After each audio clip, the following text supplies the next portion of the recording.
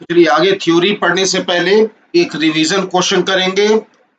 आपको स्क्रीन पे दिख रहा होगा एक सर्किट डायग्राम जिसमें बहुत ढेर सारे सेल्स हैं, लेकिन सभी सेल्स को ऐसे जोड़ा गया है कि एक सिंगल लूप बन रहा है। तो मैं आपको बताऊं, इस क्वेश्चन में गिवन है कि total number of cell n है, यानी देयर आर n सेल्स, है ना। There are n cells. कितने टोटल नंबर ऑफ सेल बोले गए हैं क्वेश्चन में? n सेल्स टोटल क्वेश्चन में बोले गए हैं। लेकिन ध्यान देने योग्य बात है कि क्वेश्चन में कनेक्शन कैसे करा गया है। क्वेश्चन में इस तरह से कनेक्शन किया गया है कि किसी भी एक सेल का पॉजिटिव टर्मिनल अगले सेल के नेगेटिव टर्मिनल से जुड़ा हुआ है। ध्यान दीजिए, किसी भी सेल का पॉजिटिव टर्मिनल अगले सेल के नेगेटिव टर्मिनल से जुड़ा हुआ है। ओके, साथ ही साथ यह भी दिया हुआ है कि ईएमएफ क्वेश्चन में गिवन है, ये EMF of every cell, EMF of every cell is proportional to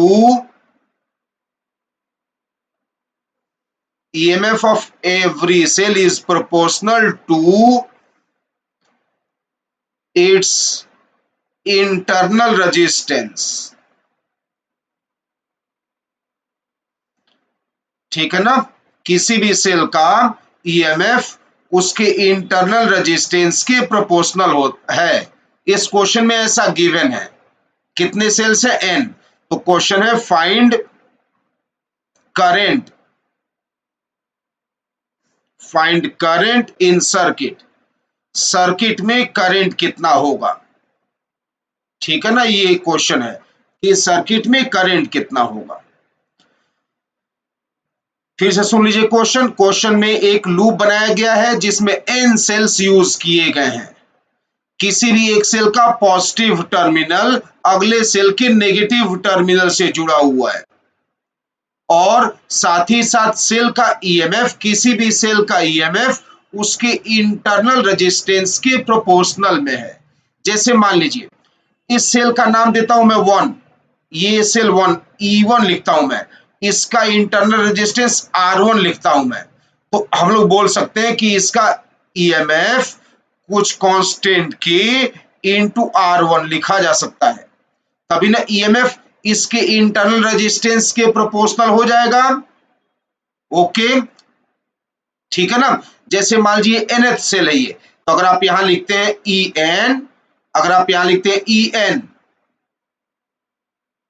और इसका रेजिस्टेंस लिखते हैं Rn, तो हम लोग कह रहे हैं कि इसका ईएमएफ कुछ कांस्टेंट के इनटू इंटरनल रेजिस्टेंस। ऐसे हर सेल का ईएमएफ वेरिएबल है, तो हम लोगों को इस सर्किट में करंट फाइंड आउट करना है। ओके, तो मैंने आपको क्या सिखाया था कि जब भी एक सिंगल लूप बने, जब भी एक सिंगल लूप बने तो क्वेश्चन हमेशा इजी होता है। आप सर्किट में करंट बनाने की कोशिश करिए किसी भी एक सेल को देखकर, तो हर सेल एक ही डायरेक्शन में करंट भेज रहे हैं यहां पर। क्यों? क्योंकि किसी भी एक सेल का पॉजिटिव अगले के नेगेटिव से जुड़ा है, तो करंट फ्लो का डायरेक्शन हो गया जैसा कि मैं आपको बना के दिखा रहा हूं सर्किट में एंटी क्लॉकवाइज, है ना। करंट का डायरेक्शन हो गया सर्किट में एंटी क्लॉकवाइज। ओके, ये करंट I मान लीजिए, इसी I का वैल्यू पूछा गया कि I कितना होगा यह। ठीक, तो पहला काम हम लोगों ने कर लिया, करंट का डायरेक्शन डिसाइड कर दिया। अब क्या करना होता है? सभी सेल के ईएमएफ को देखना होता है कि वह सपोर्टिंग ईएमएफ है करंट के लिए या अपोजिंग ईएमएफ है। कैसे चेक करते हैं? किसी भी सेल के नेगेटिव से पॉजिटिव की तरफ एरो बना दीजिए, किसी भी सेल का नेगेटिव से पॉजिटिव की एरो बना दीजिए। दो चार जगह ऐसे करके दिखा रहा हूं मैं, जैसे इस सेल की नेगेटिव से पॉजिटिव की ओर एरो बना दिया। चलिए एक और जगह नेगेटिव से पॉजिटिव की तरफ एरो बना दिया। देखिए कोई सा भी एरो करंट के डायरेक्शन में है, कोई सा भी एरो देखिए करंट के डायरेक्शन में है। चाहे नीचे वाला एरो देखिए यह करंट के डायरेक्शन में है, चाहे आगे लास्ट एरो देखिए करंट के डायरेक्शन में है, यानी सभी ईएमएफ सपोर्टिंग है, सारी ईएमएफ सपोर्टिंग है ना। तो क्या लिखना होता है करंट आई का वैल्यू? करंट आई का वैल्यू लिखना होता है टोटल सर्किट का ईएमएफ अपॉन टोटल रेजिस्टेंस। अब क्योंकि सारे ईएमएफ सपोर्टिंग है, इसे ऐड हो रहे हैं, तो E1 plus E2 plus EN, ठीक है ना। ये सारे ईएमएफ उन्होंने ऐड कर दिया, divided by total resistance of the circuit. Total resistance क्या लिख सकते हैं आप? R1 plus R2 plus RN, यह total resistance of the circuit हो गया। ठीक, अब बताइए क्या दिया हुआ है ईएमएफ का वैल्यू? कांस्टेंट के इनटू इंटरनल रेजिस्टेंस। E2 ऐसे क्या लिख सकते हैं? कांस्टेंट के इनटू R2। ऐसी EN क्या लिख सकते हैं? कांस्टेंट के और इनटू RN, डिवाइडेड बाई जो डिनोमिनेटर है उसको ऐसे रहने दीजिए। तो डिनोमिनेटर था R1 plus R2 plus RN, हो गया ना सिंप्लीफाई। सारे R1 plus R2 plus RN cancel हो गए, न्यूमरेटर में के कॉमन ले लीजिए, तो क्या बचा? के, यानी करंट इन द सर्किट आ गया के। यही आंसर है, ठीक है ना, यही आंसर है।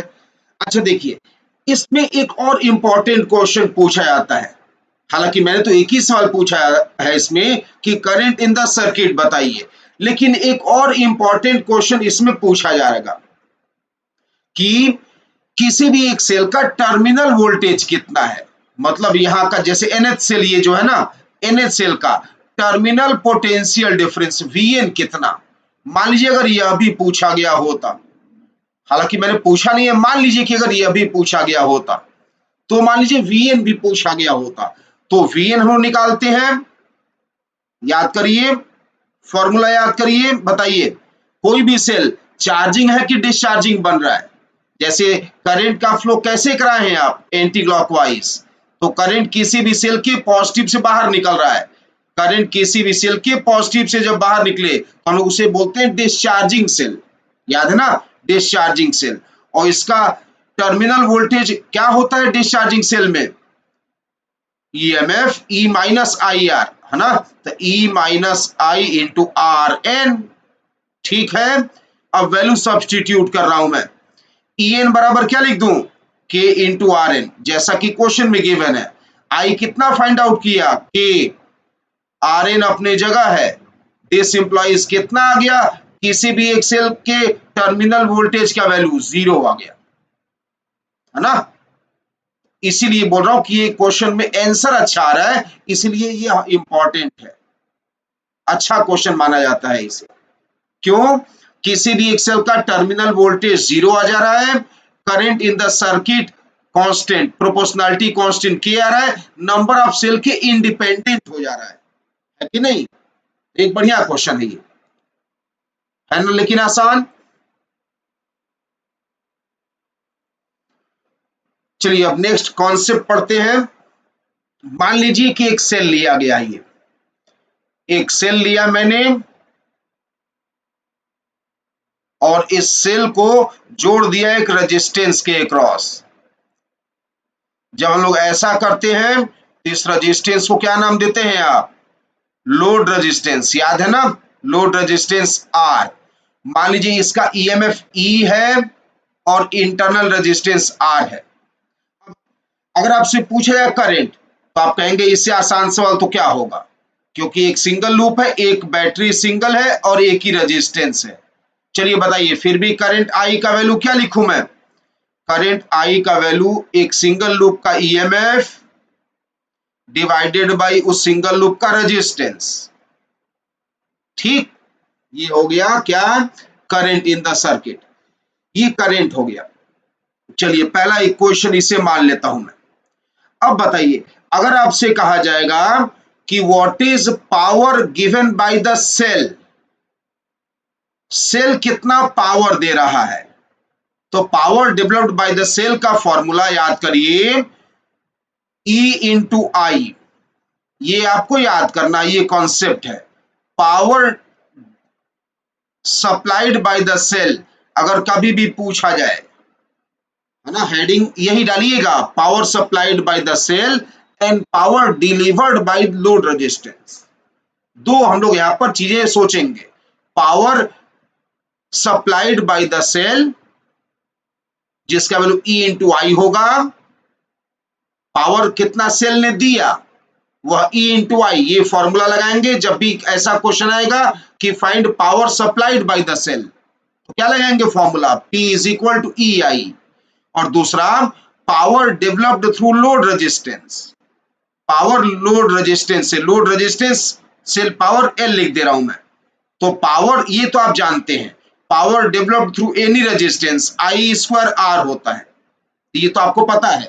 मेन ये याद रखिएगा कि power supplied by the cell पूछा जाए तो E इंटू आई करेंगे, power supplied by the cell E into I करेंगे, ये फॉर्मूला आपको पहले से ही पता है, आई स्क्वायर आर, पावर का फॉर्मूला आई स्क्वायर आर होता है, ठीक है ना।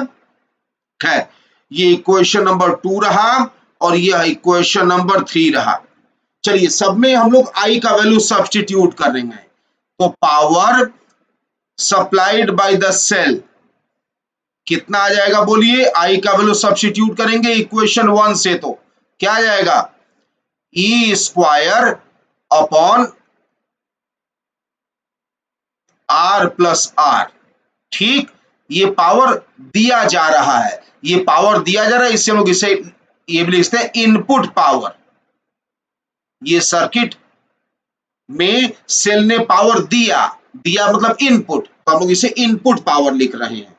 ठीक, पावर लोड से कितना जनरेट हुआ, लोड ने कितना पावर डेवलप किया, तो लोड ने कितना पावर डेवलप किया अगर आप ये निकालना चाहते हैं तो इक्वेशन 3 में आई का वैल्यू सब्स्टिट्यूट करिए, तो इक्वेशन 3 में आई का वैल्यू सब्स्टिट्यूट करके आ रहा है formula E square, I square लिखना है ना, तो E square upon R plus R का होल स्क्वायर, ये हो गया ना आई स्क्वायर, और आई स्क्वायर आर था तो आर लिख दिया मैंने।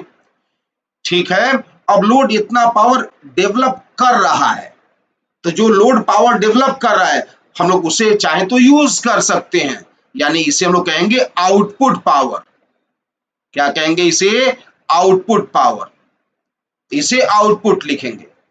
तो इनपुट पावर मतलब सेल ने कितना पावर दिया सर्किट को, कैसे फॉर्मूला आएगा, E इंटू आई, ईएमएफ इंटू करंट, लोड से कितना पावर जनरेट हुआ, लोड ने कितना पावर डेवलप किया, उसे हम लोग आउटपुट पावर लिखेंगे। ठीक, और अब हम लोग कहेंगे efficiency of cell, efficiency of cell, efficiency of cell, eta symbol दे रहा हूं मैं, हम लोग को यही फाइंड आउट करना है, मान लीजिए, तो इफिशियंसी ऑफ सेल ईटा होगा, कभी भी इफिशियंसी का फॉर्मूला क्या होता है, output power, output power divided by input power, output power divided by input power. ठीक है, तो ऊपर दोनों लिखा हुआ है, आउटपुट पावर भी लिखा हुआ है, इनपुट पावर भी लिखा हुआ है, डिवाइड कर दीजिए आउटपुट बाय इनपुट, डिवाइड करके क्या आ रहा है बोलिए, output power by input power किए, इफिशियंसी का फॉर्मूला लगाए, तो क्या आया फॉर्मूला बोलिए, डिवाइड करिए ना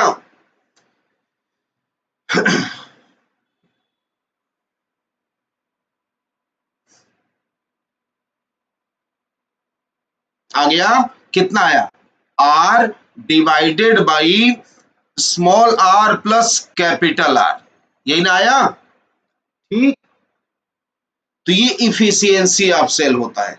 अब बताइए, किसी भी चीज को आइडियल कब कहते हैं, जब उसका इफिशियंसी 1 हो जाए। ठीक, तो अब लिखेंगे हम लोग for ideal cell, for ideal cell eta is equal to 1, ideal cell के लिए इफिशियंसी 1 हो गया। अब इफिशियंसी 1 कब होगा, दिस इंप्लॉइज स्मॉल आर बराबर 0। ठीक, तो आइडियल सेल मतलब क्या हो गया, आइडियल सेल मतलब क्या हो गया, आइडियल सेल मतलब वह सेल हो गया जिसका इंटरनल रेजिस्टेंस 0 हो, उस सेल को लोग आइडियल सेल कहेंगे जिसका इंटरनल रेजिस्टेंस 0 हो। आइडियल सेल मतलब 0 इंटरनल रेजिस्टेंस। ठीक, तो आइडियल सेल मतलब 0 इंटरनल रेजिस्टेंस। ऐसा सेल जिसका इंटरनल रेजिस्टेंस 0 है उसे लोग आइडियल सेल कहेंगे। और आइडियल सेल वाले क्वेश्चन अब क्लियरली और आसान होंगे। क्यों? सर्किट में एक रेजिस्टेंस कम हो गया, ठीक है ना, सर्किट में एक रेजिस्टेंस कम हो गया। जब रेजिस्टेंस कम हो गया तो जाहिर सी बात है क्वेश्चन और इजी हो गया। तो क्या आपको इस टॉपिक में याद रखना है, एक power delivered by the cell या power supplied by the cell जब भी निकालना हो तो ईएमएफ इंटू करंट करेंगे, है ना, ये फॉर्मूला लगाएंगे ई इंटू आई, ईएमएफ इंटू करंट। लोड से पावर या किसी रेजिस्टेंस से पावर कितना डेवलप होता है ये आपको पहले से पता है, वी स्क्वायर बाई आर चाहे आई स्क्वायर आर, है ना, ये आप जानते हैं। ठीक, efficiency of cell, load resistance divided by internal resistance plus load resistance. और फाइनली आइडियल सेल मतलब जिसका इंटरनल रेजिस्टेंस 0, आइडियल सेल मतलब जिसका इंटरनल रेजिस्टेंस 0 हो जाए। अब जैसा कि मैंने आपसे कहा कि आइडियल सेल वाले क्वेश्चन इजी होते हैं, है ना। जैसे देखिए, मान लीजिए कि आपके सामने एक सर्किट डायग्राम है जिसमें आइडियल सेल है, दो आइडियल सेल मान लीजिए बना रहा हूं मैं, एक ही आइडियल सेल और एक ही आइडियल सेल। ये आइडियल सेल क्यों है बताइए तो जरा। ये आइडियल सेल इसलिए है बिकॉज इनमें हम लोग इंटरनल रेजिस्टेंस नहीं दिखाए हुए हैं, तो इंटरनल रेजिस्टेंस नहीं दिखाए इसे यह सेल आइडियल है। ठीक है, तो मान लीजिए इस तरह का एक सर्किट डायग्राम है। अब ये सब क्वेश्चन बहुत ज्यादा आसान होते हैं। यह सेल का ईएमएफ 10 वोल्ट है, इस सेल का ईएमएफ भी 10 वोल्ट मान लीजिए। ये R1 10 ओम का है, ये R2 यह भी 10 ओम का है। ओके, R1 R2 10 ओम के हैं। तो आपसे पूछा गया है कि इनमें करंट बताइए, यानी क्वेश्चन है find current, find current in R1 and R2। ठीक है ना, यह क्वेश्चन है find current in R1 and R2। R1 R2 में करंट कितना होगा, यही क्वेश्चन है। तो जब कभी भी आपको ऐसा क्वेश्चन दिखे जिसमें बहुत से आइडियल सेल यूज किए गए हों, तो मैं इसका एक ट्रिक बता रहा हूं। ये बहुत इजी क्वेश्चन होता है, आइडियल सेल वाले क्वेश्चन बहुत इजी होते हैं। आप क्या करिएगा, किसी भी एक पॉइंट का पोटेंशियल कुछ एज्यूम कर लीजिएगा। जैसे मान लीजिए इस पॉइंट का पोटेंशियल मान लिया 0 वोल्ट। ठीक, अब इसका ईएमएफ कितना दिया है 10 वोल्ट, यानी आप देखेंगे तो इसके पोटेंशियल डिफरेंस का वैल्यू 10 वोल्ट होगा। अगर यहां पर 0 वोल्ट माने हैं तो कितना पोटेंशियल बढ़ा दिया इस सेल ने, जितना उसका ईएमएफ है, तो यहाँ का पोटेंशियल 10 वोल्ट हो गया। इधर आ जाइए, अब इस सेल को भी क्रॉस करिए, इसका ईएमएफ भी 10 है, तो यहाँ का पोटेंशियल, इस पॉइंट का पोटेंशियल हो गया 20 वोल्ट। ठीक, तो जाहिर सी बात है यहाँ का पोटेंशियल हो गया 20 वोल्ट। अब ध्यान रखिएगा, आप कनेक्टिंग वायर के थ्रू आएंगे पोटेंशियल ड्रॉप नहीं होगा। आइडियल सेल का ईएमएफ पार करेंगे तो जो उसका ईएमएफ है उतना ही पोटेंशियल डिफरेंस जनरेट होगा। लेकिन रेजिस्टेंस क्रॉस करेंगे तो ओम्स लॉ लगाना होगा। रेजिस्टेंस जब भी क्रॉस करेंगे तो V is equal to I R, Ohm's law लगाकर पोटेंशियल डिफरेंस पता चलेगा। तो ओम्स लॉ लगा नहीं पाएंगे यहाँ पे हम लोग, क्योंकि करंट तो पता ही नहीं है, करंट तो निकालना है, इसीलिए रेजिस्टेंस क्रॉस नहीं करिएगा।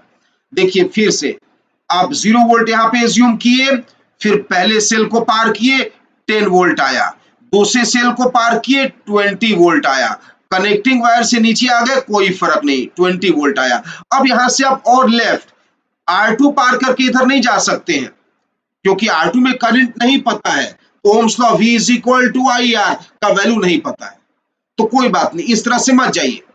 आप जहां 0 वोल्ट लिखे थे ना वहां से दोबारा देखिए 0 वोल्ट लिखे थे यहां पर, वहां से नीचे उतर आइए, यहां से नीचे उतर आइए ऐसे, क्यों? कनेक्टिंग वायर है, कनेक्टिंग वायर से गुजरना तो आसान है, क्योंकि कनेक्टिंग वायर में पोटेंशियल ड्रॉप नहीं होता है, तो यहां भी 0 वोल्ट और यहां भी 0 वोल्ट, ठीक है ना? तो देयरफॉर अब देखिए दोनों R1 R2 के क्रॉस पोटेंशियल ड्रॉप आपको दिख रहा है।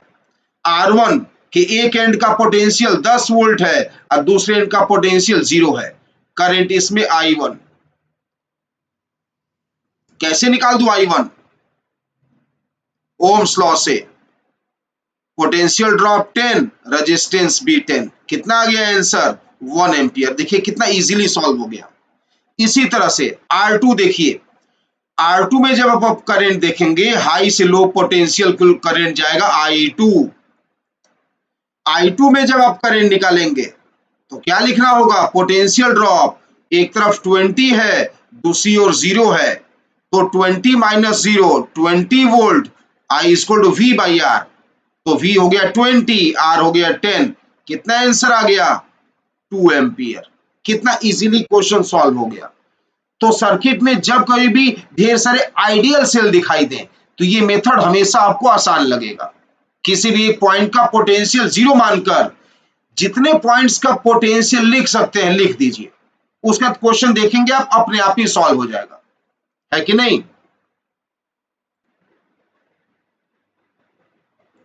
तो समझ में आ गया कैसे क्वेश्चन हम लोग कर रहे हैं। जब कभी भी आइडियल सेल दिखाई दें तो समझिएगा क्वेश्चन इजी है। जैसे मान लीजिए इसी सवाल में क्या कर रहा हूं कि एक सेल के ईएमएफ को मैं उल्टा कर दे रहा हूं। मान लीजिए जो दाहिने साइड सेल लगा है, राइट वाला सेल है ना, इसके ईएमएफ को मैं उल्टा कर दे रहा हूं बस।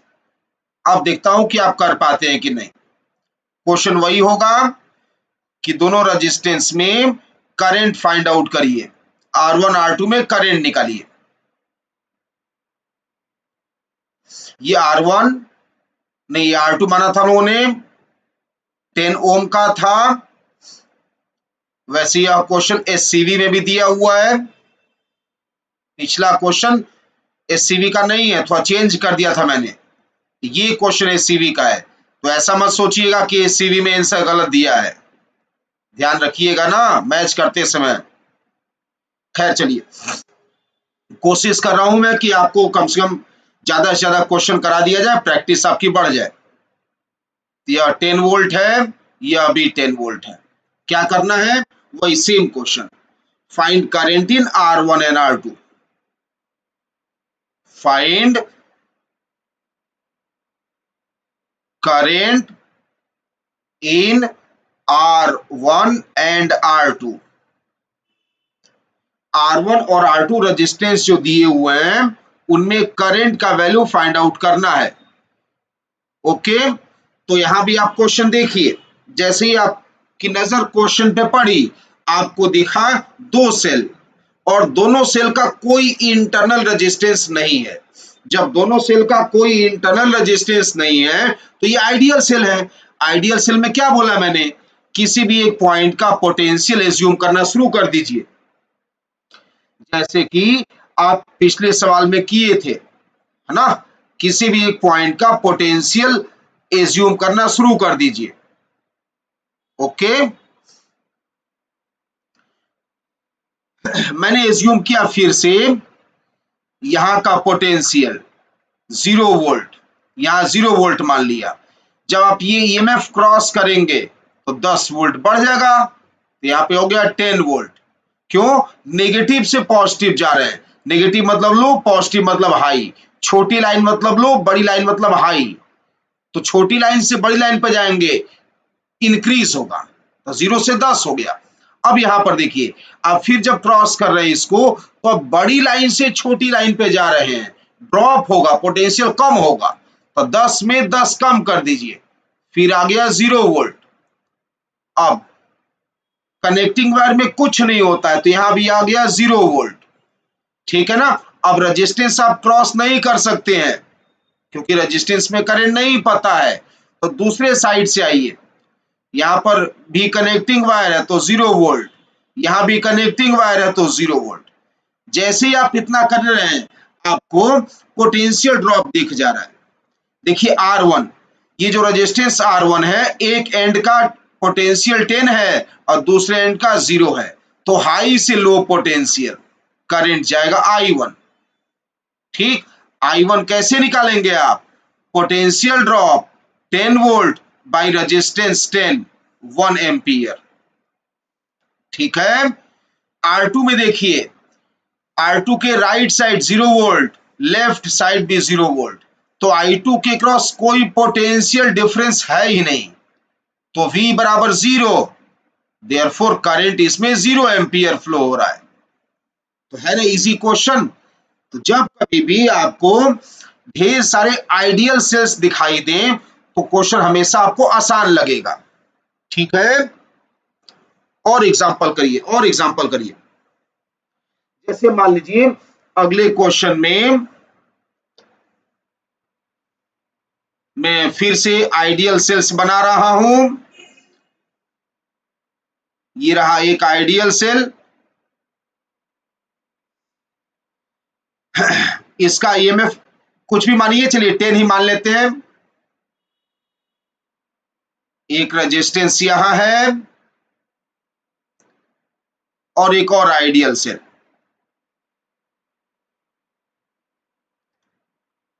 दोनों सेल आइडियल सेल हैं। क्यों?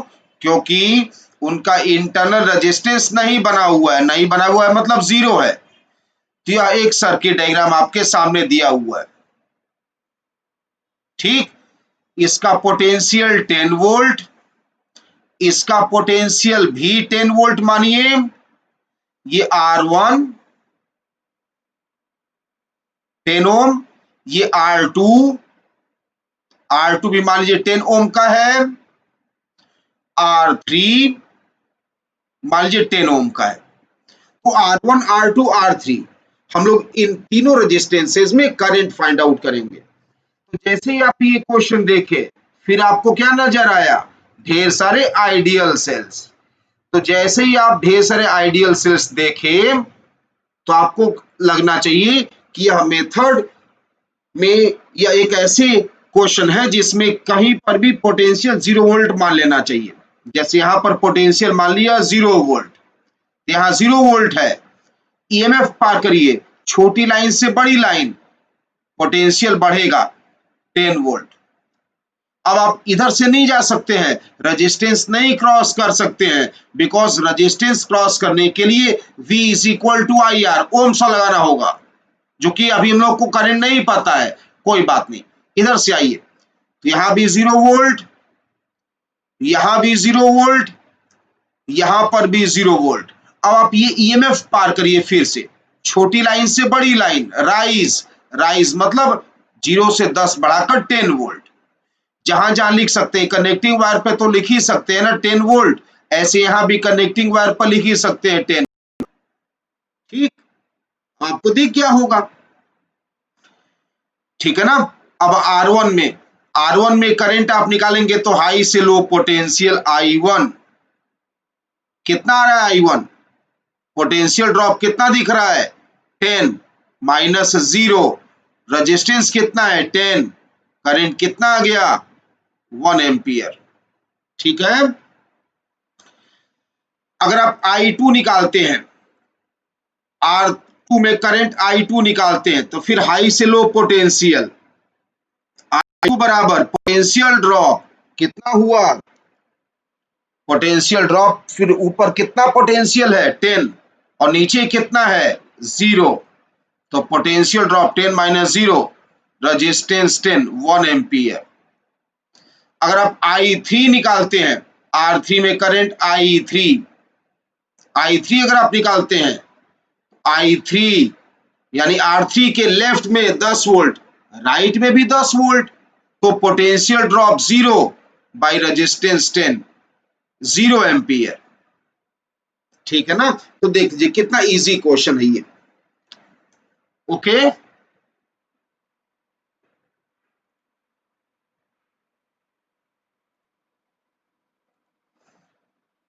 अगला सवाल देखिए, नेक्स्ट एग्जांपल। बहुत से सवाल कराए ना मैंने। अगला सवाल है, मान लीजिए एक रेजिस्टेंस है,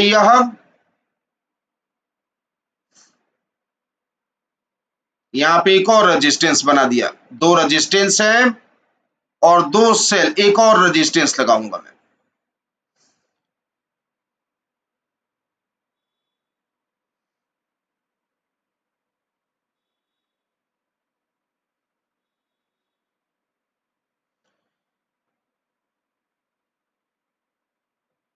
यह दिया हुआ है R1 बराबर 3 ओम। लेट अस कंसीडर इसे R2 बराबर 6 ओम। ठीक है, ये मान लीजिए इसका ईएमएफ दिया हुआ है 4.5 वोल्ट। एक और रेजिस्टेंस यहां पर है, यहां पर एक और रेजिस्टेंस है R3 मान लेता हूं मैं इसे, R3 बराबर 10 ओम। ठीक, R3 10 ओम है। और एक बैटरी और है जिसका ईएमएफ दिया हुआ है कुछ,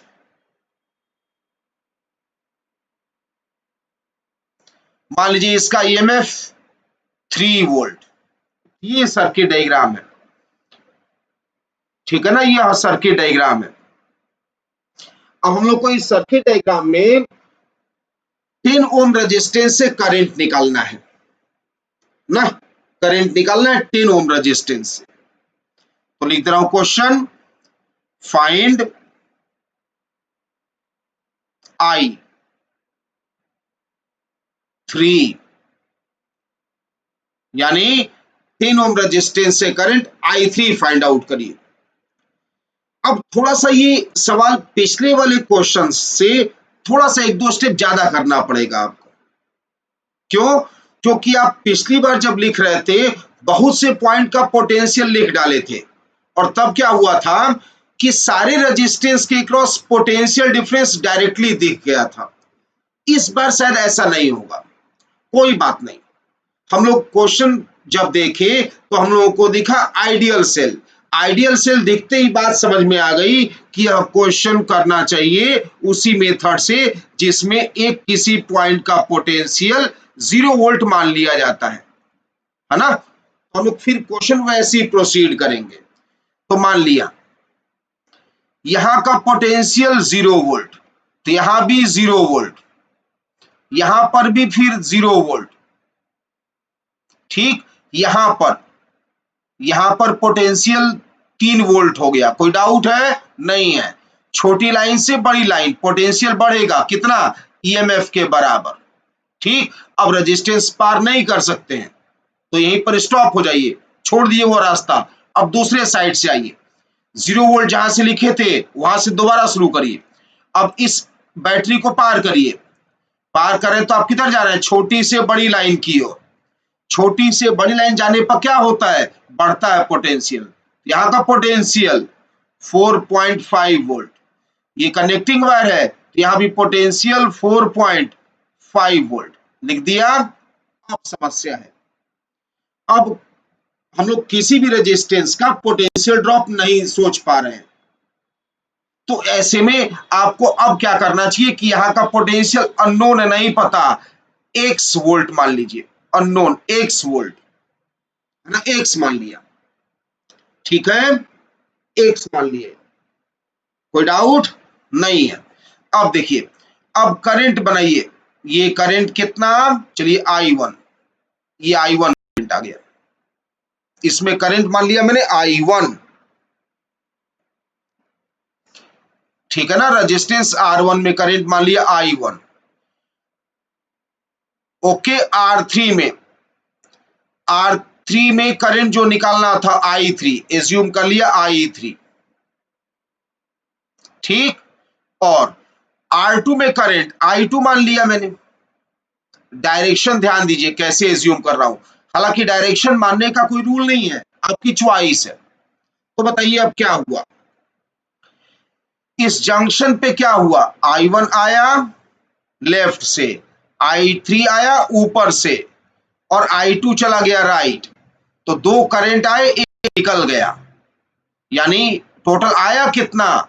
I1 प्लस I3 गया कितना I2, तो क्या लिखेंगे आप, I1 आया, I3 आया, टोटल करंट कितना आया, ठीक है ना, और गया कितना I2, कोई डाउट नहीं है। दो करंट आए जंक्शन पे I1 और I3, दोनों मिलकर I2 बन गए, I1 I3 मिलके I2 बन गए। देखिए डायग्राम दिख रहा है ना, ये I1 आया, I3 आया, दोनों मिल गए, I2 निकल गया, ठीक। अब ओम्स लगा के करंट I1 लिखते जाइए। देखिए बताइए I1 क्या लिखूं, पोटेंशियल ड्रॉप 4.5 एक तरफ, दूसरी ओर X, ठीक, डिवाइडेड बाय रेजिस्टेंस 3। I3 ऐसी लिखिए, ऊपर का पोटेंशियल 3, नीचे का पोटेंशियल X, तो potential drop divided by current 10। जी इस तरह से, तो I2 बराबर कितना लिखेंगे आप, X माइनस 0 डिवाइडेड बाई 6। बताइए एक इक्वेशन में अननोन क्या बचा, X बताइए कितना हुआ, बोलिए। दिस इंप्लॉइज, सॉल्व करिए, मैं नहीं सॉल्व करूंगा, अपने आप बताइए X का वैल्यू कितना आया। This implies X is equal to कितना, बोलिए जल्दी बताइए, सॉल्व करिए तो जरा, और बताइए X कितना आया।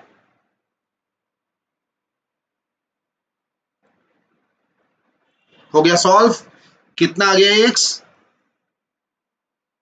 कितना आ गया X, मुझे लग रहा है 3 वोल्ट आ गया, X आ गया 3 वोल्ट। तो करंट क्या निकालना था, I3। I3 क्या लिख रहे हैं आप, 3 minus x by resistance 10। X क्या रख देंगे आप, 3 माइनस एक्स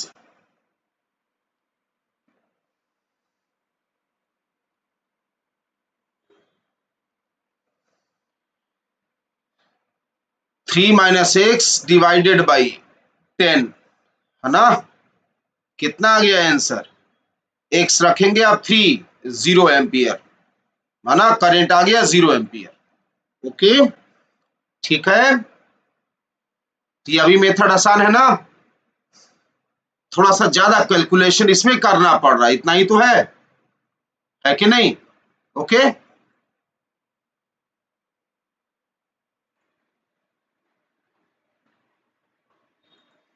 ओके तो नेक्स्ट क्वेश्चन देखिए, अगला एग्जांपल है, एक सर्किट डायग्राम बना रहा हूं मैं। हम लोग कौन से क्वेश्चंस कर रहे हैं, आइडियल सेल वाले, है ना, आइडियल सेल वाले क्वेश्चंस कर रहे हैं। आइडियल सेल मतलब क्या होता है, ऐसा सेल जिसका इंटरनल रेजिस्टेंस कितना हो, 0। ऐसा सेल जिसका इंटरनल रेजिस्टेंस 0 हो उसे आइडियल सेल कहते हैं। कितने आइडियल सेल बना रहा हूं मैं, ऊपर 3 और नीचे भी 3 बना रहा हूं मैं, या 3 ऊपर और 3 नीचे, ये आइडियल सेल्स हैं।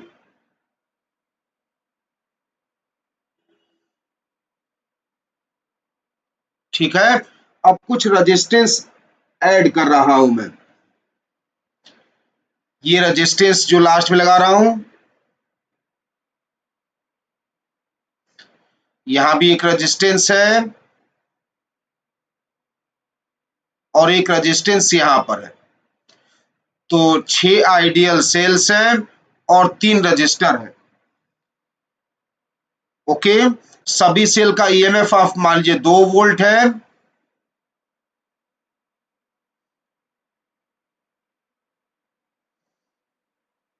और सभी रजिस्टेंसेस का वैल्यू एज्यूम कर लीजिए 1 ओम है, R1 1 ओम, R2 यह भी 1 ओम, R3 ये भी 1 ओम, तो तीनों रजिस्टेंसेस 1 ओम के हैं, ठीक है ना, और सभी बैटरी का ईएमएफ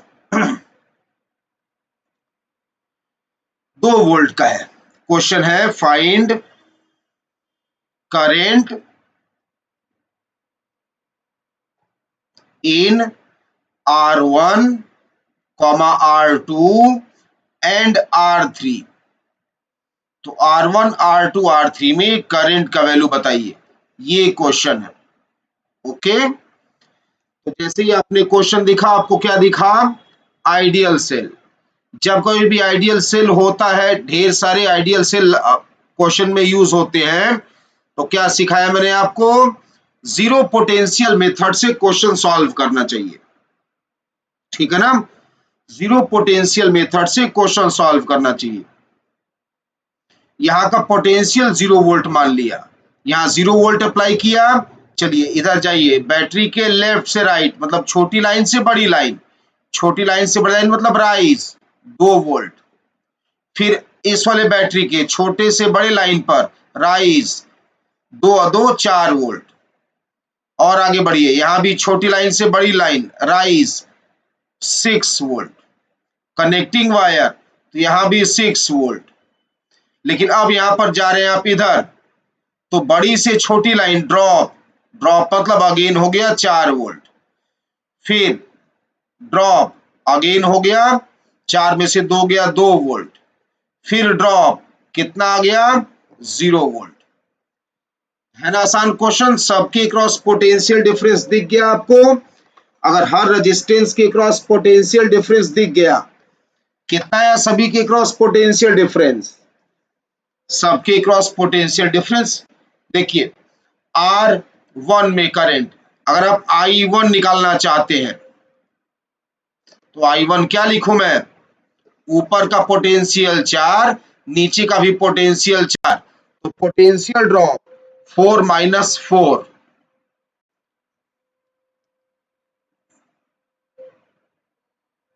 अपॉन रेजिस्टेंस 0 एम्पियर। अगर आप I2 जानना चाहते हैं, I2 का वैल्यू, तो I2 भी क्या लिखेंगे आप? ओम्स लॉ से, ऊपर का पोटेंशियल 2 वोल्ट, नीचे का भी पोटेंशियल 2 वोल्ट, तो पोटेंशियल ड्रॉप अपॉन रेजिस्टेंस, यहां भी करंट 0 आ गया। इसी तरह से I3 अगर आप निकालना चाहते हैं, R3 में करंट I3, तो ऊपर का पोटेंशियल 0, नीचे का भी पोटेंशियल 0 एम्पियर। इसीलिए बोल रहा हूं, जब कहीं भी आइडियल सेल दिखाई दें तो क्वेश्चन क्लियरली बहुत ज्यादा आसान है। आप किसी भी एक पॉइंट का पोटेंशियल 0 मान लीजिए और डिफरेंट पॉइंट्स के पोटेंशियल लिखते जाइए। अगर आप डिफरेंट पॉइंट्स के पोटेंशियल लिखते जाएंगे तो हो सकता है आप सभी रेजिस्टेंसेस के क्रॉस पोटेंशियल डिफरेंस डायरेक्टली जान लें। ओम्स लॉ से क्वेश्चन सॉल्व हो जाएगा। और अगर नहीं हो पाता, हर जगह का पोटेंशियल नहीं लिख पाते हैं आप, तो जैसे पिछले क्वेश्चन में सिखाया वैसे सॉल्व करिएगा।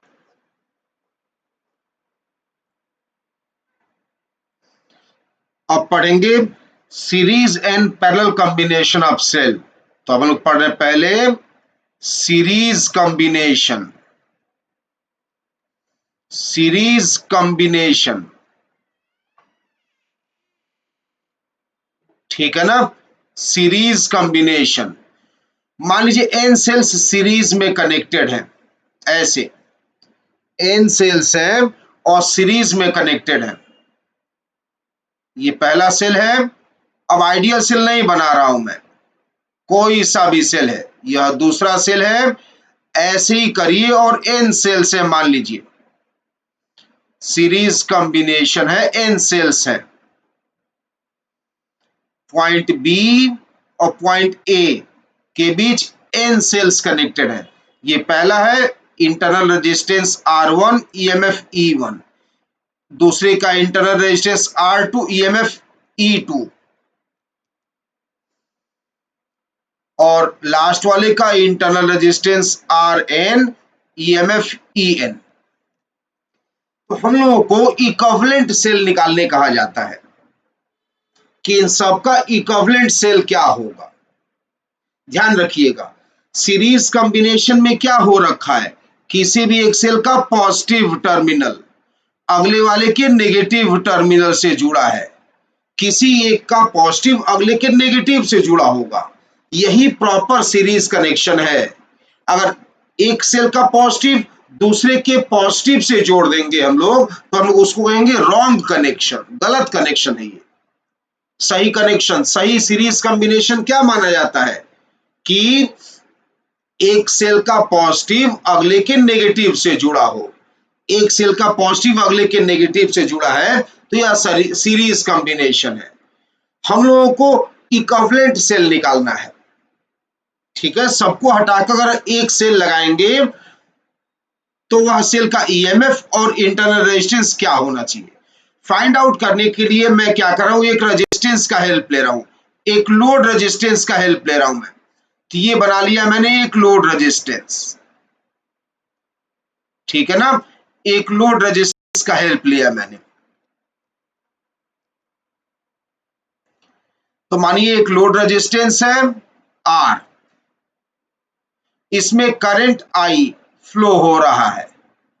एन सेल्स अगर एक साथ आप यूज कर रहे हैं सीरीज में तो वह लोड रेजिस्टेंस आर में करंट आई फ्लो करा रहे हैं। तो इक्विवेलेंट का मतलब ये होता है कि अगर सभी सेल को हटाकर उन्हीं पॉइंट्स के बीच एक अकेला सेल जोड़ देंगे, सभी सेल को हटाकर उन्हीं पॉइंट्स के बीच अगर एक अकेला सेल जोड़ दिया तभी उसी लोड रेजिस्टेंस आर से उतना ही करंट फ्लो होना चाहिए। तो मान लीजिए सबको रिप्लेस कर दिया मैंने एक अकेले सेल से और वही लोड रेजिस्टेंस अप्लाई किया जो पहले अप्लाई किया था।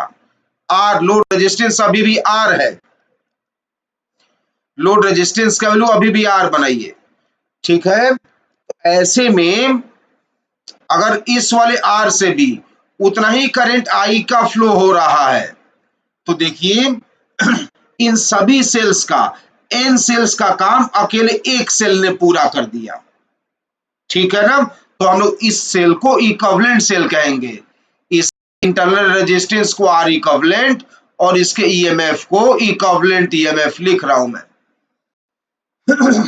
ठीक है ना। तो हम लोगों को आर इक्विवेलेंट और इक्विवेलेंट ईएमएफ फाइंड आउट करना है, ओके। इक्विवेलेंट ईएमएफ या आर इक्विवेलेंट है क्या, यहां पे आई निकालिए पहले केस में, दूसरे केस में आई निकालिए, कंपेयर कर लेते हैं, ठीक है ना। तो पहले केस में आई का वैल्यू क्या लिखे, एक ही लूप है, एक लूप में तो बहुत बार सिखा दिया मैंने आपको। Total EMF, total EMF by total resistance, यही होता है फॉर्मूला। ये हो गया total EMF divided by total resistance.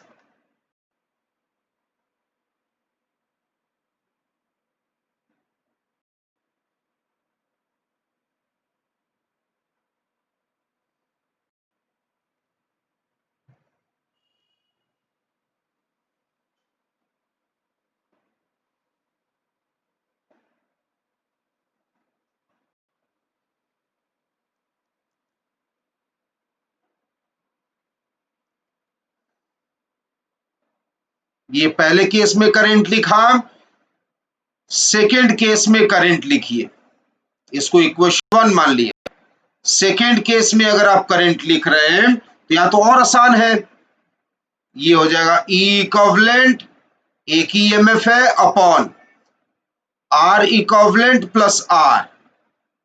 बस इक्वेशन 1 और 2 कंपेयर कर लीजिए, इक्वेशन 1 और 2 कंपेयर कर लिए जब आप, तो equivalent EMF numerator numerator compare किया तो इक्विवेलेंट ईएमएफ आ गया। इक्विवेलेंट ईएमएफ हो गया सभी का summation E1 plus E2 plus EN, ठीक है ना। ये हो गया इक्विवेलेंट ईएमएफ। इक्विवेलेंट रेजिस्टेंस क्या गया, डिनोमिनेटर कंपेयर करिए, डिनोमिनेटर में जो फर्स्ट टर्म सेकेंड इक्वेशन का है वह पहले इक्वेशन के ब्रैकेट से मैच कर रहा है, तो R1 plus R2 plus Rn। ये तो आसान फॉर्मूला लग रहा है। इक्विवेलेंट ईएमएफ निकालना है, सभी के ईएमएफ को जोड़ दिया। इक्विवेलेंट रेजिस्टेंस निकालना है, सबकी रेजिस्टेंस को जोड़ दिया। क्यों? क्योंकि यह सीरीज में है, ठीक है ना। तो सीरीज कॉम्बिनेशन तो आसान लग रहा है। ठीक है। अब मान लीजिए कि इसमें से कुछ सेल रॉन्गली कनेक्टेड हैं। एक यह भी क्वेश्चन बोला जाता है कि मान लीजिए इफ m कोई नंबर है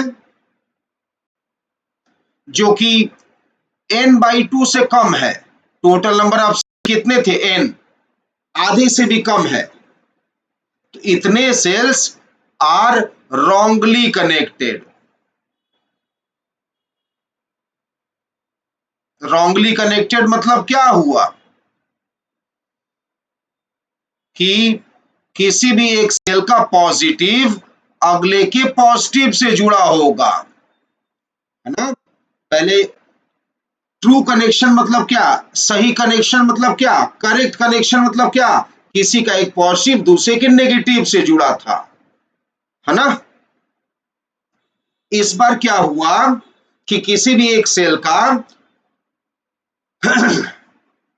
पॉजिटिव टर्मिनल दूसरे के पॉजिटिव टर्मिनल से कनेक्टेड होगा।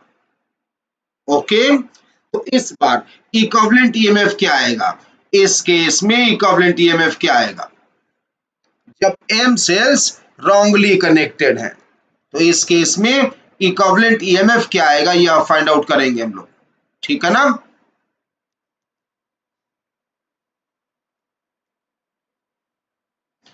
तो पहले तो मैं इसका आंसर लिख रहा हूं।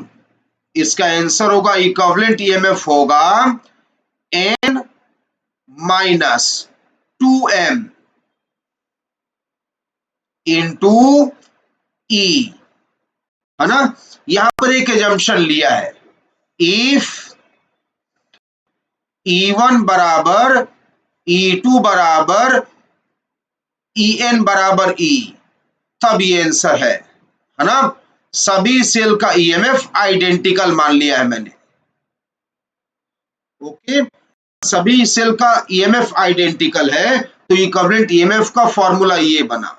लेकिन याद रखिएगा, रेजिस्टेंस में कोई पोलैरिटी नहीं होती है, तो रेजिस्टेंस का फॉर्मूला वही रहेगा जो पहले था, R1 plus R2 plus Rn। Resistance का वही फॉर्मूला बना रहेगा, ठीक है ना। रेजिस्टेंस का कोई पोलैरिटी नहीं होता है, तो रेजिस्टेंस में वही फॉर्मूला बना रहेगा। लेकिन सारे सेल के ईएमएफ अगर सेम रहे, सभी सेल का ईएमएफ अगर ई रहे, तो अब इक्विवेलेंट ईएमएफ का फॉर्मूला ये होगा। डाउट है? यही डाउट है ना, 2m क्यों हो गया? बहुत लोगों को लग रहा होगा n माइनस m होना चाहिए ना, ये 2m क्यों हो गया? तो एक एग्जांपल लेके समझा रहा हूं मैं, देखिए एक एग्जांपल लेके समझा रहा हूं इससे मैं आपको। मान लीजिए यह एक सेल है, यह दूसरा सेल है, तीसरा सेल और ये चौथा सेल, ठीक है। 10 वोल्ट इसका ईएमएफ है, 10 वोल्ट इसका ईएमएफ है, 10 वोल्ट इसका भी और 10 वोल्ट इसका भी। ओके, सबका ईएमएफ सेम मानना था ना, सबका 10 मान लिया मैंने। अब देखिए, मान लीजिए करंट नहीं फ्लो हो रहा है, एक एग्जांपल ले रहा हूं ना, मान लीजिए करंट नहीं फ्लो हो रहा है, I 0 है। करंट फ्लो होता तब भी कोई समस्या नहीं है, मैं आपको आसानी से समझाने के बोल रहा हूं। मान लीजिए करंट नहीं फ्लो हो रहा है, करंट नहीं फ्लो होता है तो टर्मिनल वोल्टेज ईएमएफ के बराबर हो जाता है। इसे आपको आसानी से समझ आ जाएगा। जैसे बताइए, यहां पर कितना पोटेंशियल राइज होगा? 10 वोल्ट। यहां पर कितना राइज होगा? 10 वोल्ट। नेगेटिव से पॉजिटिव कितना राइज होगा? 10 वोल्ट। यहां भी कितना राइज होगा? 10 वोल्ट। तो टोटल राइज कितना हुआ बताइए, टोटल पोटेंशियल राइज कितना हुआ यहां पर, सभी को जोड़ दीजिए, 40 वोल्ट का हुआ, 4 है ना, तो 40 वोल्ट का हुआ। लेकिन मान लीजिए एक सेल इसमें रॉन्गली कनेक्टेड है, ये एक सेल इसमें रॉन्गली कनेक्टेड है। ये देखिए दूसरा सेल, ये जो सेकेंड सेल बनाऊंगा मैं अब, इस सेकेंड सेल का पॉजिटिव पहले सेल का पॉजिटिव आपस में जुड़ा हुआ है, तो यह रॉन्गली कनेक्टेड है। बाकी सेल जो थे उसको ऐसे ही छोड़िए, जो ट्रू कनेक्शन होता है, ऐसे जैसे ट्रू कनेक्शन होता है वैसे ही छोड़िए, ठीक है ना। 10 वोल्ट, ये भी 10 वोल्ट, सभी का पोटेंशियल फिर से 10 वोल्ट मान रहा हूं मैं, ओके।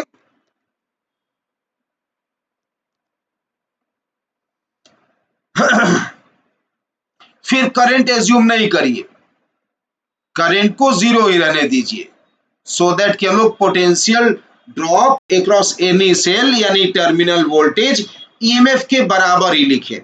चलिए इसके नेगेटिव से पॉजिटिव जाइए, राइज करा दिया इसने 10 वोल्ट का, इसके नेगेटिव से पॉजिटिव मतलब लेफ्ट जाना होगा, ठीक है ना, तो लेफ्ट जाना होगा, तब ये 10 वोल्ट का डिफरेंस देगा। इसमें राइट जाने पर 10 वोल्ट बढ़ाएगा,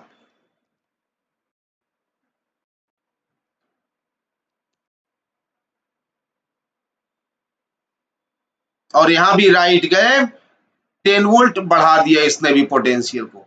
अब बताइए टोटल पोटेंशियल कितना बढ़ा, 10 वोल्ट बढ़ा, लेकिन 10 वोल्ट कम हो गया, जितना बढ़ा उतना कम, जीरो, यहां पर 10 वोल्ट बढ़ा, फिर 10 वोल्ट बढ़ा, 20 वोल्ट, टोटल 20 वोल्ट राइज हो पाया, ठीक है।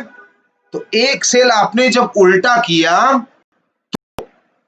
पोटेंशियल पहले 40 था, देखिए पहले वाले केस में 40 था, एक सेल रॉन्ग कनेक्ट किया, अब 20 ही बचा, है ना, यानी डबल कम हुआ, दुगना कम हो गया, नहीं हो गया, यानी एक सेल जो गलत जुड़ा है वो अपना ईएमएफ तो कम किया ही किया, आप ऐसे मान लीजिए कि वह बगल वाले सेल के ईएमएफ को भी न्यूट्रलाइज कर दिया, एक जो गलत जुड़ा है वो खुद गया और बगल वाले को भी ले गया, इसीलिए डबल का अंतर आया, है ना। इसीलिए हम लोग जब इक्विवेलेंट ईएमएफ का फॉर्मूला लिखे हुए हैं यहां पर, इक्विवेलेंट ईएमएफ के फॉर्मूला में 2m लगाए हुए हैं ये, ठीक है ना, इक्विवेलेंट ईएमएफ के फॉर्मूला में 2m लगाए हुए हैं, याद रखिएगा। अगर m सेल्स रॉन्गली कनेक्टेड होंगे तो नेट ईएमएफ निकालने के लिए डबल कम करेंगे, ओके।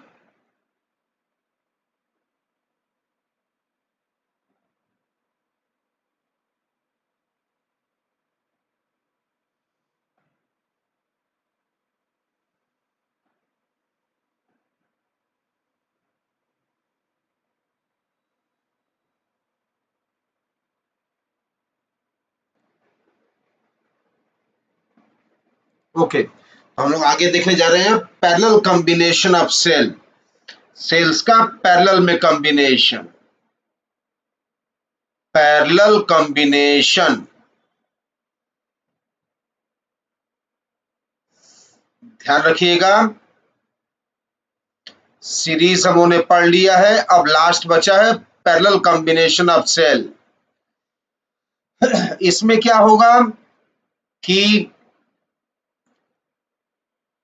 दो सेल पैरेलल में जुड़े होंगे, अब कनेक्शन के दो चांसेस हैं, एक यह है कि एक सेल का पॉजिटिव दूसरे के पॉजिटिव से ही जुड़ा है और नेगेटिव नेगेटिव आपस में जुड़ा हुआ है, देखिए ऊपर वाले सेल का पॉजिटिव नीचे वाले सेल के पॉजिटिव से ही जुड़ा है, ये जो E1 सेल है इसका पॉजिटिव पॉइंट ए की ओर है, तो E2 सेल जो है इसका पॉजिटिव भी पॉइंट ए की ओर है, E1 सेल का रेजिस्टेंस जो R1 है उसका नेगेटिव पॉइंट बी की ओर है, तो E2 सेल जिसका इंटरनल रेजिस्टेंस R2 है इसका भी नेगेटिव पॉइंट बी की ओर ही है, ठीक है ना। ओके, तो हम लोग जब इसको सॉल्व करेंगे, मान लीजिए सर्किट ओपन ही रख रहा है, इस सर्किट में करंट आई का फ्लो हो रहा है, तो इक्विवेलेंट ईएमएफ मतलब हुआ क्या? इक्विवेलेंट ईएमएफ मतलब हुआ ए और बी के बीच पोटेंशियल डिफरेंस का वैल्यू। ये ए और बी के बीच पोटेंशियल जब डिफरेंस निकाल देंगे वी, तो हम लोग इसी को कहेंगे इक्विवेलेंट ईएमएफ। ठीक है ना? करंट फ्लो का डायरेक्शन सर्किट में दिखा दिया, जो मर्जी मान लिया मैंने। करंट फ्लो का डायरेक्शन आप जो मर्जी मान लीजिए, सही माने हैं तो आंसर प्लस में आएगा, गलत एजम्पशन लिए तो आंसर नेगेटिव आ जाएगा। तो इसको मत सोचा करिए कि करंट फ्लो का डायरेक्शन किधर मानना है। खैर,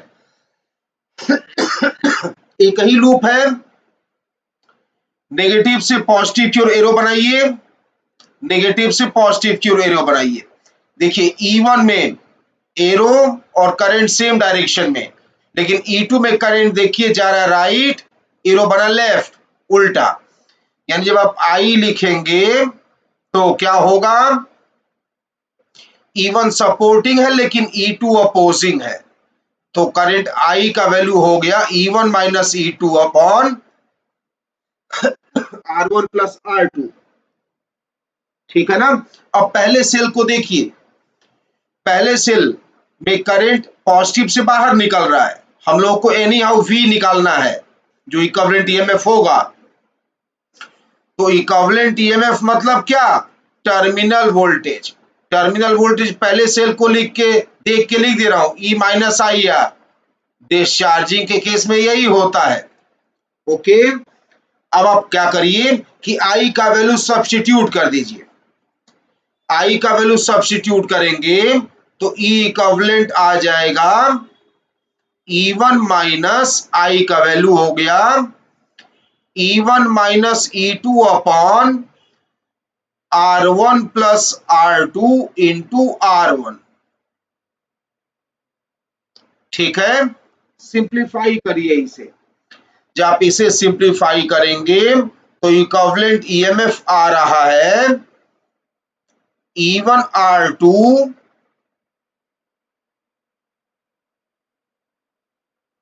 plus E2 R1 upon R1 plus R2।